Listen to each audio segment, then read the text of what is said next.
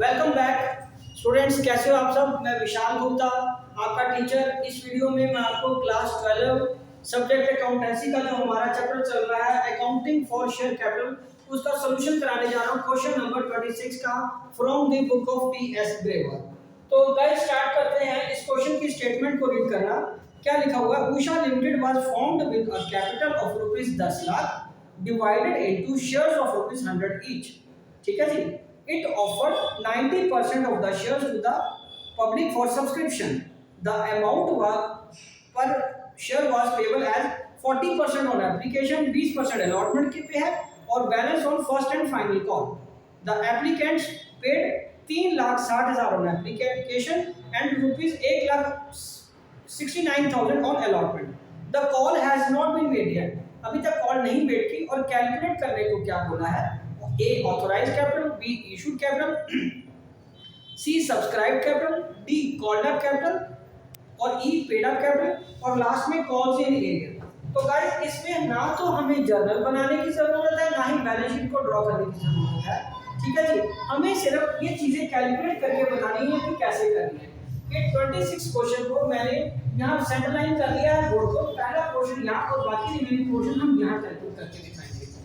तो गाइस सबसे पहले उसने मेरे को बताया है कि कैपिटल कितनी है उषा लिमिटेड की, ₹10 लाख की। 10 लाख रुपए की कैपिटल है और यदि इसको हम 100 रुपए के शेयर से डिवाइड कर देते हैं तो यहाँ पे नंबर ऑफ शेयर्स कितने आ जाएंगे, ये ढूंढना हमारे लिए बहुत जरूरी है, क्योंकि उसके बिना फिर हमें दिक्कत आएगी। 10,000 शेयर बन जाएंगे। नंबर ऑफ शेयर्स कितने आ गए आपके पास यहाँ पे? 10,000। ठीक है जी, इतने कंपनी के पास शेयर है। अब हम हमारे पास एप्लीकेशन कितनी है? 40% मतलब 40 रुपए, क्योंकि फेस वैल्यू कितनी है? फेस वैल्यू एक शेयर की कितनी है यहाँ पे? ₹100। मैं जानबूझ के ऐसा थोड़ा टेढ़ा सा करके लिख रहा हूँ ताकि आपकी नजर में रहेगी 100 रुपए की वैल्यू है। एप्लीकेशन 40% है, अलॉटमेंट कितने की है? 20%, दैट इज 20 रुपए। एंड बैलेंस को क्या है? फर्स्ट एंड फाइनल कॉल के। ठीक है, और फर्स्ट एंड फाइनल कॉल कितने की है? 40 की। अगेन ये टोटल कितना बन गया? 100 रुपीज। वो अलग बात है कि फर्स्ट एंड फाइनल कॉल अभी नहीं मंगाई, अभी तक कंपनी ने सिर्फ यही 60 रुपए मंगवाए हैं। ठीक है जी, अभी तक यही 60 रुपए मंगवाए हैं। हम सिर्फ इसी पे ही फोकस करेंगे क्योंकि इसी के हिसाब से हमें अपना आंसर निकालना है। ठीक है जी, और एक और इंफॉर्मेशन हमें गिवन है कि कंपनी ने 90% शेयर्स को ही सब्सक्रिप्शन के लिए ऑफर किया था। तो 90% फॉर सब्सक्रिप्शन, 90% फॉर सब्सक्रिप्शन का मतलब यहाँ पे क्या आया? ठीक है, 10,000 शेयर हैं और इसका 90% कितना बना?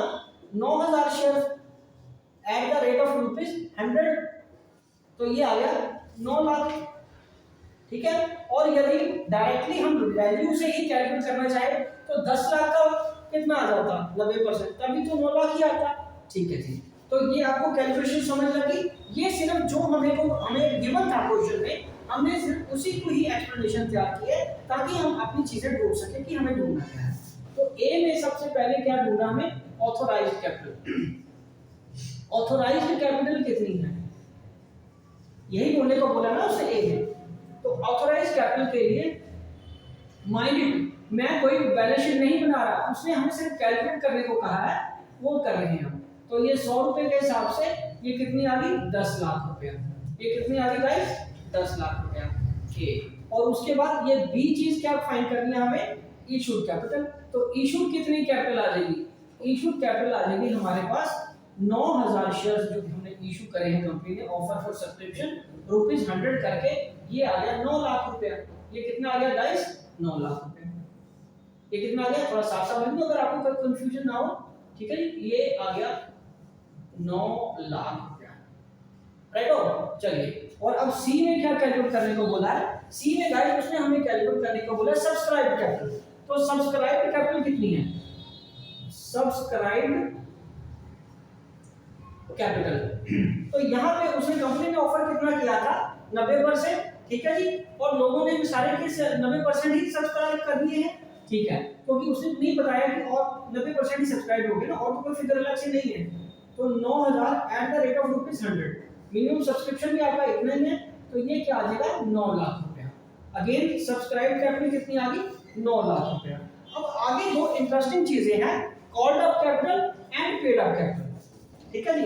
तो यहाँ डी में called up capital, called up capital क्या चीज होती है guys, called up capital, called up capital capital का वो अमाउंट जो अभी तक कंपनी ने कॉल किया है अपने शेयर होल्डर से। तो कॉल कितने की है, ये 60 रुपए, ये 60 रुपए कॉल किए ना गाइस। तो कितना आया, शेयर कितने हैं 9000 एट द रेट ऑफ ₹60 रुपए, तो कितना आ गया 5,40,000। कितना आ गया गाइस, 5,40,000। बेटे समझ लग रही है मेरी बात आपको, 5,40,000 आ गया।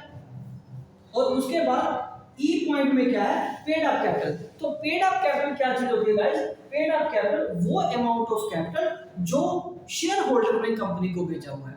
और शेयर होल्डर्स को कंपनी ने कितने पैसे भेजे हुए हैं, 3,60,000 रुपए। कहां भेजा था उन्होंने, बोलिए गाइस, एप्लीकेशन पे। और 169 कितना भेजा था, 1,69,000 कितना भेजा था, अलॉटमेंट पे। तो हमारे पास अब पेड अप कैपिटल दोनों को ऐड कर देंगे, paid up capital, paid up capital कितनी बनेगी हमारे पास, 3,60,000 जो है वो है एप्लीकेशन का प्लस 169,000 ये आ जाएगा अलॉटमेंट का, 9 ये आ जाएगा 9, ठीक है, 6 6 12, 1 4 और 5,29,000 यही बन गया। यस, 5,29,000 ही बन रहा है। तो ये हमारे पास क्या आ जाएगा गाइस, ई पार्ट में पेड अप कैपिटल। और एफ में हमें क्या कैलकुलेट करना है, calls in arrear, calls in arrear. अब गाइस एक चीज ध्यान से सुनिए, कॉल्स इन एरियर कहां हो सकते हैं, कॉल्स इन एरियर एप्लीकेशन में कभी भी नहीं हो सकते, क्योंकि जितने अप्लाइड होते हैं, जहां एक्सेस होते हैं या कम होते हैं, मिनिमम सब्सक्रिप्शन के हिसाब से भी वो पैसे उसी से ही हमें आगे काम करना होता है। तो कॉल्स इन एरियर अलॉटमेंट से ही शुरू होता है, एप्लीकेशन पे तो कॉल्स इन एरियर होने का मतलब ही नहीं होता, ठीक है गाइस, मेरी बात समझ लग रही है। तो 9,000 के हिसाब से हमारे पास कितने पैसे बनने चाहिए थे अलॉटमेंट पे, अलॉटमेंट की कितने की ड्यू करनी थी हमें, अलॉटमेंट कितने की ड्यू करनी थी, 9,000 का at the rate of rupees कितना गाइस, 20। तो ये कितना आ गया, बोलो 1,80,000। और आपको मिला कितना है, less actually received, less actual received, ये कितना मिला है आपको, 1,69,000। यस, 1,69,000, ठीक है जी। तो रिमेनिंग कितना बच गया, 11,000। रिमेनिंग कितना बच गया, 11,000। तो 11,000 रुपया आपका कॉल्स इन एरियर है, कॉल्स इन एरियर। तो गाइस ये रहा आपके बाकी सारी आइटम का टोटल, ठीक है जी। वो लास्ट लाइन तक आपको दिख रहा है इजीली, चलिए ठीक है स्टूडेंट्स। तो ये एक बार आप क्वेश्चन पूरा नोट कर लीजिए, बहुत पेशेंसली करने वाली चीज है, बहुत सिंपल डैम इजी क्वेश्चन है, पोर्शन है, इसमें आपको कोई कंफ्यूजन नहीं होनी चाहिए, ठीक है जी। तो इसी के साथ ये क्वेश्चन भी कंप्लीट होता है। तो ये मैं वीडियो यही कंक्लूड करता हूँ। आई होप कि आपको अच्छे से समझ आ गया होगा। आप इसी तरह मेरे चैनल को सब्सक्राइब करके आगे क्वेश्चंस करते रहिए। डन।